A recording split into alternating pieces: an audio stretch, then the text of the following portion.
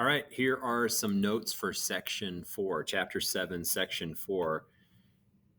Let's put that at the top of our notes. This is section 7.4. So in your book, if you want to go find some more information on it, it's about page 333, I guess, page 333. And it goes to like 340 where the homework ends. But anyways, look, this is a differential equation, right? We dealt with this differential equation in section 2, and it's kind of one of the easiest ones to deal with, where you can just move the y to the other side, right? 1 over y dy, and you move the dx to the right side, so we get 0.1 dx. Then we take the antiderivative of both sides, and we realize that our equation comes out like this: y equals e, right? Remember this? Oh, wait. We had to put our y sub 0 in front. That's our one of our constants that we had to find. And then we had e to the kx, right? And they're telling us right here that the k value is 0.1. So this is our k value. So we get 0.1 x, right? So to get from our differential equation to our equation that we really want is super easy. Boom, boom, boom, boom. I mean, I'm not showing all my steps, but that's the way it would work out, right? So let's think about this for a second. If they were all that easy, we wouldn't need any other special tools to deal with differential equations. But then we saw in section 3 that, holy smokes, some of them got really difficult to handle. And so, having a way to avoid the really, really difficult algebra, and maybe some cases almost impossible algebra, we have these things called slope fields. So let's investigate one using Desmos for just a second, okay? So I attached it to your homework assignment in Google Classroom. I'd like you to open this up and let's investigate together a scenario, okay? Now, I didn't design this. It's pretty good. Maybe somebody could do better than this, but I thought this is pretty good. The notation is a little bit to get our minds around. So Desmos is going to have a hard time if we put over here dy dx equals 0.1x. Remember, that's our differential equation, right? Dy dx equals 0.1 y. But, they are having a hard time putting dy dx right here. I think Desmos is freaking out. So you can define a function in terms of x and y, and we can write 0.1 y, and Desmos is like, okay, I'll take that.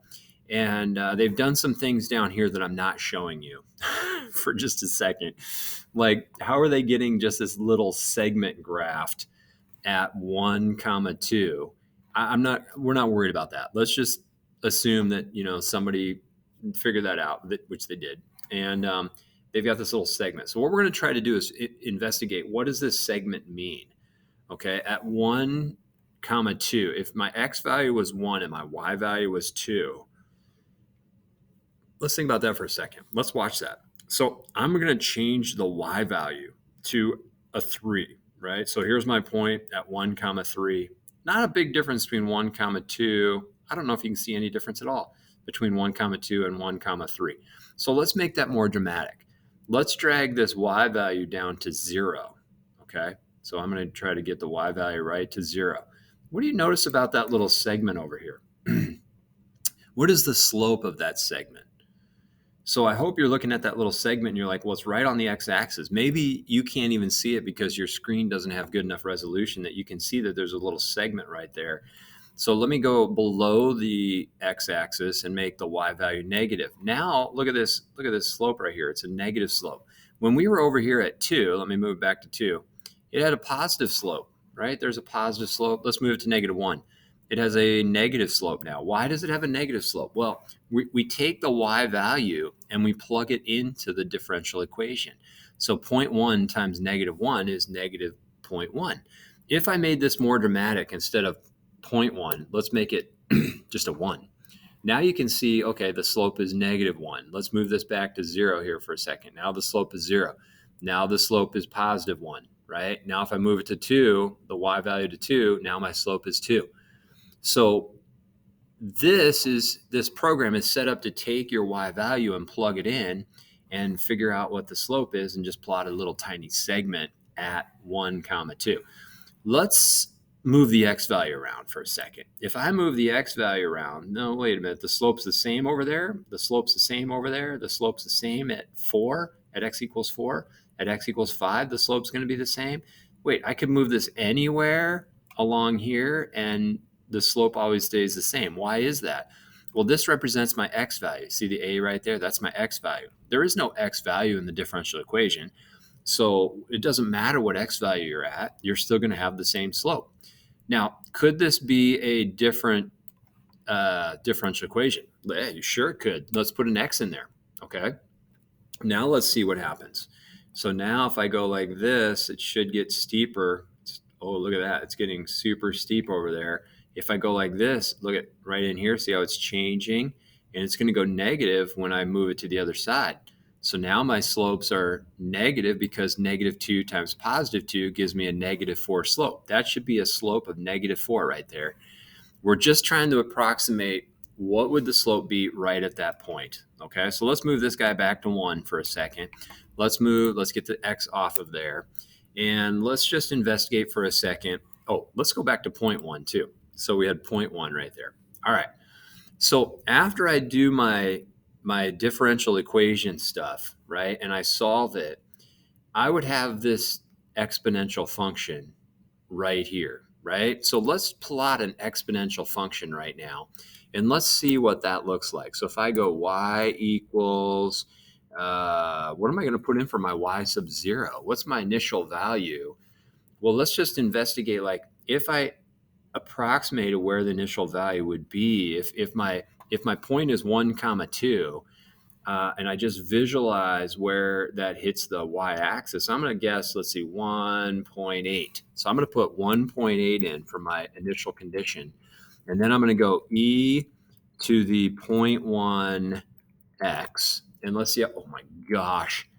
Hey, you know what? Coming up with an equation was super easy because I knew that this was going to be an exponential function, right?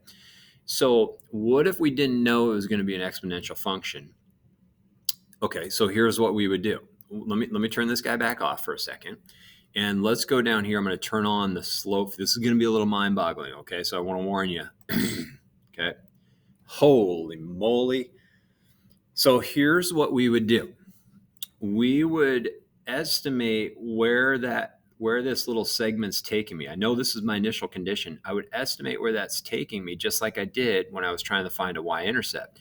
And I would keep doing that. I would come over. It looks like it's still going down a little bit, still going down. But notice the further I get down here, the slope is getting closer and closer to 0. So as this function comes down, I need to also make it get closer and closer to a slope of 0. As my function goes this way, my slope gets steeper and steeper and steeper, and that gives me a feeling for what the function is going to be. So what I'm going to do is I'm going to take a picture of my slope field here. I'm going to transfer it to my notes, okay? And then we're going to do that guess, if you will. I'm going to guess at what I think my function would be. Now, I'm not really guessing because I know this is like one of the easiest differential equations to deal with. So I know what it's going to look like. I mean, I know what the function is, right? I knew it was going to be this guy.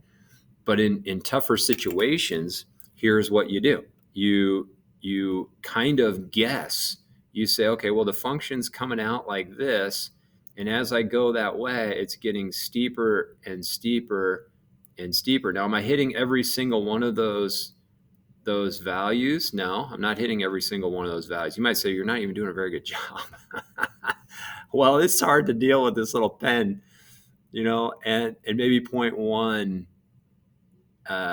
y is not a very good differential equation to look at because it does look like it should probably go a little bit flatter. If I did a better job of that, it probably should be, a little bit flatter. I mean, you're trying to hit some of the points,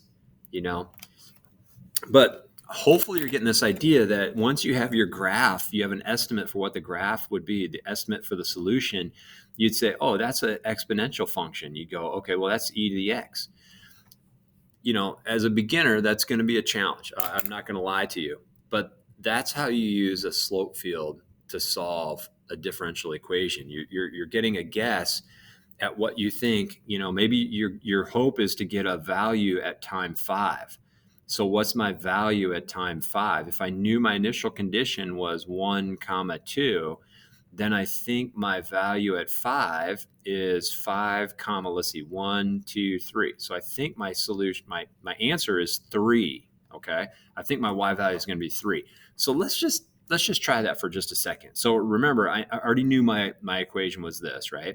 And I was guessing that my y sub 0 is 1.8. So here was my guess: y equals 1.8 e to the 0.1 x. If I put 5 in for x, let's see how good that equation is. So if I go down here, like first, let's call this, oh geez, he may have used, whoever made this, or she may have used f of x in one of her situations. Oh my goodness. What am I going to call this? I could call it, f, maybe 0 of x. Well, let me do that. Well, let me call something the f0 of x function. Okay, so yeah, okay, it doesn't seem to be freaking out yet. Let's do f0 of 5. Okay, so if I plug 5 in, I get 2.967 something. How far off am I? I guessed it was 5 comma 3. When I use the actual function right here, my function gives me, what was it again? It was 5 comma 2.968. 5 comma 2.968 when I use the function. When I use my just graph, I guessed it was 5 comma 3. 5 comma 3 by just using the differential equation and coming out here. I'm only off by like whatever that is, 32 thousandths. I'm only off by 32 thousandths. That's pretty good, right? And I didn't have to solve my differential equation to get 5 comma 3. I just had to follow the little tick marks out here to 5 comma 3. So what are we saying? Well, you get these crazy slope fields, and they're going to give you an initial condition. And you just follow the curves, trying your best to just estimate where the function might be going. And then you just use your graph that you've determined through estimation to come up with your solution. So if they asked us, I'm just kind of recapping, if they said estimate 5 comma something from your graph, you're just going out here on the blue line and you're saying I'm at 5 comma 3. Why am I not using the red line? I wasn't happy with how I curved too quickly up. I wanted it to be a little bit more flat than that, right? And if I would have used the red one, I still would have only been off by, 0.2 something, right? I think I would have been guessing like what 3.2, and the answer was almost 3. So I would have only been still off by 0.2. It's not even that bad. Now, the further I go on that red one, right, then the further more error I'm introducing by going on the red function rather than the blue function. So these differential equations are, or the slope fields, I should say, are only probably, like estimating the way I'm doing is only good for just a little ways away from your initial point, right? The further we get away from that 1, 2, the more error you're likely to have. So I hope I'm making the slope field concept clear. You're going to try some homework problems as you see in our Google Classroom assignment. Thanks for watching my video.